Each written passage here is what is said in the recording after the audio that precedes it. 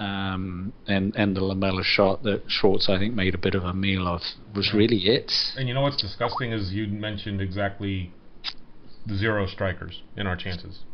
Yeah. And we only had, 2 or 3 shots on goal that actually were on target? Yes, we had, according to the crack stats I had today, 51% of the possession, 16 shots with 6 on target. And I think, look, I listened to it, and God knows I've read tons and tons and tons of accounts of this game. I don't think anybody ever's made the argument that we should have won it, right? Yeah. And that's equally as disconcerting as being knocked out of the FA Cup. Is that we're just waiting for a performance against what should be on paper much less quality, where we should be banging in goals and really walloping someone, and so it just adds to the frustration that you've sent me here. Sorry. You go ahead and explain what you just sent me. No, they're knuckleheads are telling me I can hear you typing. I know you can hear me typing, and so I send you a little emoticon that basically tells you fuck off. Yeah.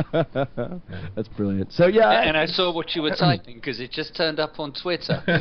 Oh, did it? Oh yeah, that was it. Just we're recording the episode. I don't mind a little noise. Okay. So that's the big issue, right? I mean, the style of play, lack of real chance. I mean, we've been moaning all year long, the lack of meaningful chances in the 18, and we certainly had a lack of that yesterday. I told Simon earlier, this is what I feel about Pochettino's system. Okay, nobody played in the back third and just sat 10 men behind Southampton last year.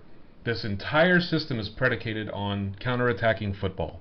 One touch up the field, beat your man, slide it by him, and if you play a lesser team and they're going, well, fuck, that's Tottenham. We're going to park the bus and try to catch them on a counterattack and nick a goal in the 70th minute and try to win the game 1-0. And that worked. Southampton didn't have that problem last year. No one's playing 10 men behind the ball against Southampton. Southampton was able to play one-touch, pretty football all the way up the field because both teams, end-to-end, made the game interesting. All you have to do is go back and watch the Chelsea match again. That's what this system is designed to do. It's designed to blast in 5 goals every time you turn around. It really is. But if you get I don't care what system you're running, if they're going to park the bus on you, it's going to be painstakingly boring to watch us try to break down a 10-man defense. And our quality in the final third, save Kane, sucks. It's terrible. It really is right now. We've got to have... Chadley missing really hurts. And I think the continuity that front four was developing with Mason and Bentaleb is really hurt by the Mason injury, and now I'm glad that he's back now. And Bentaleb in Algeria, although they got nicked late by Ghana, and I feel bad for him about that, him being away hurts. I think it's really, Stambouli playing okay, Dembele's playing okay, but they're not linking up. And I think Bentaleb, even more than Mason, we are missing horribly right now in the link-up play. And unless we can figure out a way... It's almost like when we won the game the other day. I can't remember who the hell. Burnley, maybe. It was the late winner, and we were trying to all press. We couldn't get anything happening. Finally, they had a breakaway, and we ended up getting the game-winning goal on a counter-attacking break. Right. That's how this has to happen, and because it's not, because they are Spurs and they're playing these lower-level teams. I think we're going to really, until we can get people who can cross the ball in with pinpoint accuracy and the strikers finish the play positively with shots on goal, making the keeper work for it, and putting the ball in the back of the fucking net, we're going to be struggling with this all season long until that happens. So who's at fault here? Is this because there's plenty out there, right, that will say this is entirely the manager's fault, and then there's those that blame players. And so who is it? Here's my take on that. Everybody on the planet knows I'm a Lamella fan. I love the fact that he gets to play inverted. What an understatement that is. Yeah, because he gets to play inverted, he gets to use his left foot, and he will get shots on target. Playing inverted wingers in the Premiership is deadly. And I think that is the only, and I want to stress this, only fault that I see in Pochettino's system.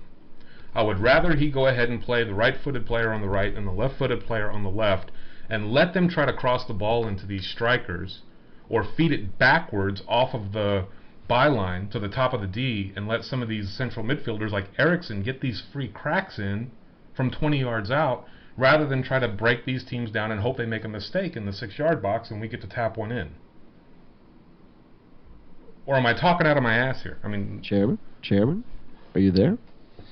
Oh, it's Pandora's box, guys, and you've opened it. Yeah, it is frustrating to see some of the play that we've had this season. I'm old school, and I want to see the silky Spurs style.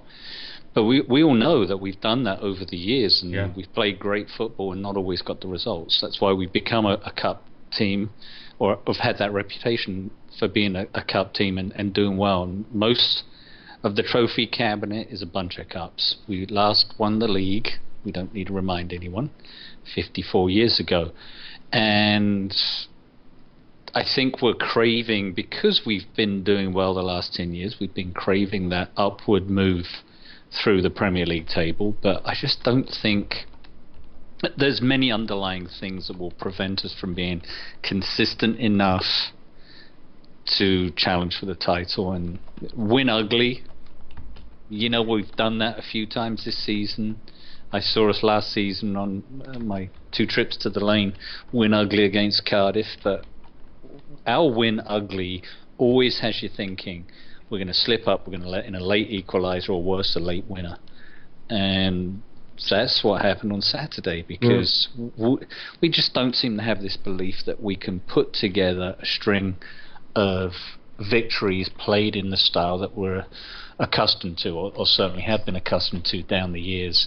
And I don't know what it is that's going to take to change that. Well, I mean, as supporters, right, we tend to look at things in the immediate, right? We look at things for the here and the now, and sometimes, we have blinders on and we kind of can't see the forest for the trees. And, no question, a result like what we had this weekend, the Puck Out Brigade, was out within minutes of the final whistle there. And you know what, in fairness to them, not killing off that game, not playing better, that we had to kill off a game, certainly, it gives credence to that argument. But the question was posed this week, are we better off, with this manager? And I just don't think how that's even really debatable. I mean, I understand the fragility of our situation. I understand that the gross number of last sort of 10-minute victories, and the fragility of the situation that we're in. But I just still believe that this just needs to take time to unfold. And I just don't think, I think it's just as much of a player issue as it is. I think it's far more of a player issue, frankly, than it is a manager issue. Is it far more of a player issue, though, or is it more something above even the manager? Is it more in the boardroom?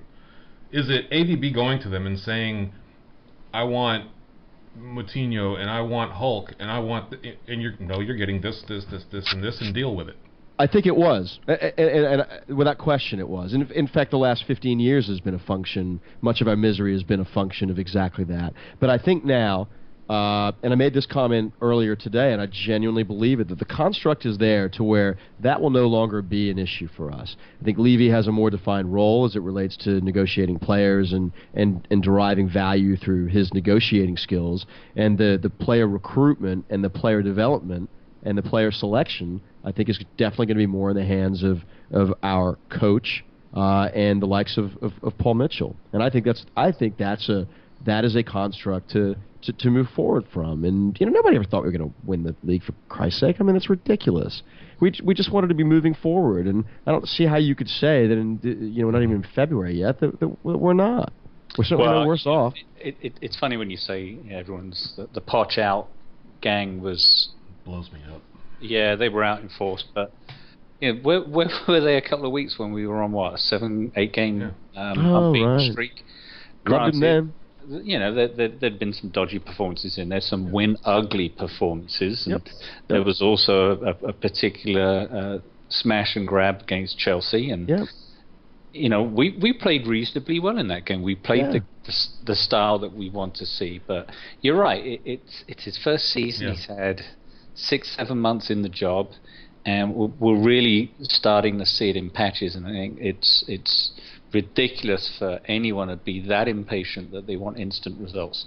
However, having said that, there's a big carrot that's been dangled out there. We're 90 minutes away from Wembley, which we all know that would be great because we've not been there since 2009, not won it since 2008, or won anything since 2008. So that is obviously within our sights. We can't even talk about the Europa League right now. We've got to get past Fiorentina, and who knows what the next round will throw up. We all know that the Europa League in the knockout stage is stacked with some really good teams. Yeah. So let's not even look at that option yet. Although we know the prize for winning that takes us into the Champions League, and whether we get fourth or not is a different matter. I don't think we will get fourth because I just don't think we're consistent enough in the league. We've relied on way too many late goals, which they're great. But I don't think my heart can take that, or a lot of Spurs fans hoping if it's 1-1 or 2-2 in the 88th minute that we're just going to pop up with a winner, because our luck will run out. That cannot continue. Well, it did. It did this weekend, didn't it? Yeah. It did. And so we've got to figure out how to score more goals. Before we went on air, Sam, you were rattling off our shots on goal. Yeah. Related to our possession from maybe the last 1,000 or so games, and it's not good reading, really. Well, and we go back to the two dirty words of Tottenham. Since I've been a follower, and I was talking to Julie off the cuff, and she asked me, how long have you been following this team? And it was the middle of the Gareth Bale Champions League run season that I started watching it as much as I could watch it. But I was watching all the EPL teams. I was still trying to decide who I wanted to watch.